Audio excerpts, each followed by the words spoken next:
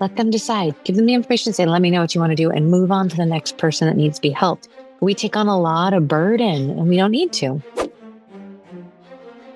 So I'm going to give you our top efficiency tips on how to reduce stress. Who doesn't want to reduce stress at their job? I know I do. And I think it's something that, we have to focus on what we can control versus the world. I see so many times where we're so focused on, will this happen? Will this happen? Well, yeah, things are going to happen. Instead, just focus on what you can control, which is your reaction, your attitude, and your stress levels. So I'm going to give you my top 13 tips. Number one, you can't care more about their insurance than they do. If you go home stressed out that they didn't pay their bill and they're having dinner with your family, the stress is on the wrong person. You got to let that go. Number two, you have to let consequences happen. Everywhere else in the world, consequences happen. If I don't make my car payment, my car gets repossessed.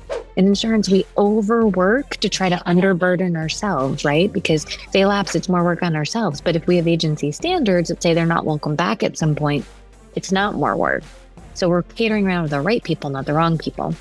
You choose your attitude, and let me tell you something, it is contagious. If I have a crappy attitude, that's contagious. If I have a positive attitude, that's contagious. And by the way, not one client's going to take my attitude. I'm not giving them that much control. I'm not giving them my stress level either.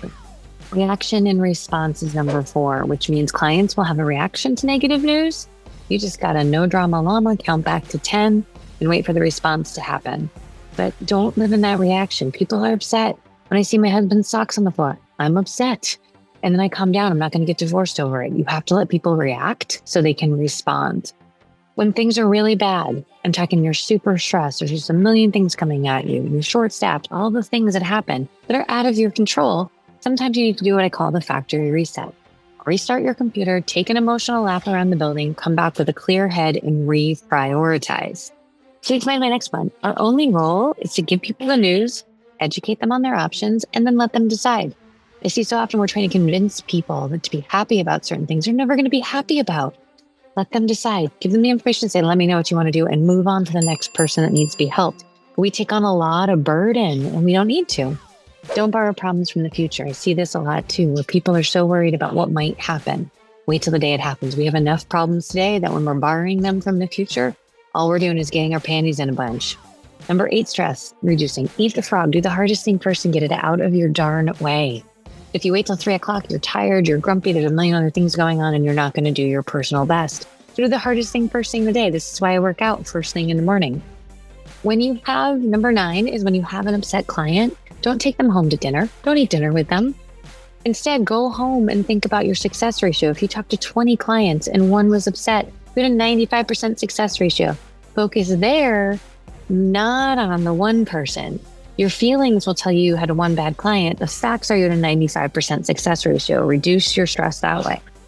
Be the ER nurse. I think so often some of our stress comes from we act like a deli counter, now serving the next one, the next one, the next one. No, ER nurses triage and figure out where to spend their time. You need to operate like an ER nurse.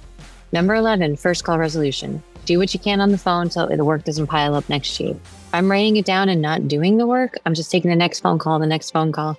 I feel like this is the I Love Lucy with the chocolates coming down and it's raining chocolates and nobody can keep up, but we're hiding that fact. First call resolution. You cannot take a call while you are on a call. It is the facts and you will be less stressed because this little trailing notepad of stuff is not there.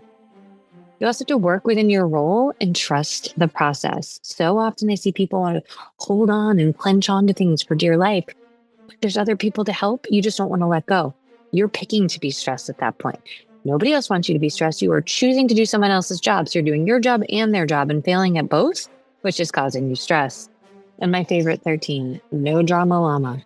When I see people say, all of our clients can't pay for their insurance. Nobody wants to do this. My clients don't want that. That is dramatic. And honestly, it's not factual. So cut the drama at the office, cut being dramatic and just get the work done and you will be less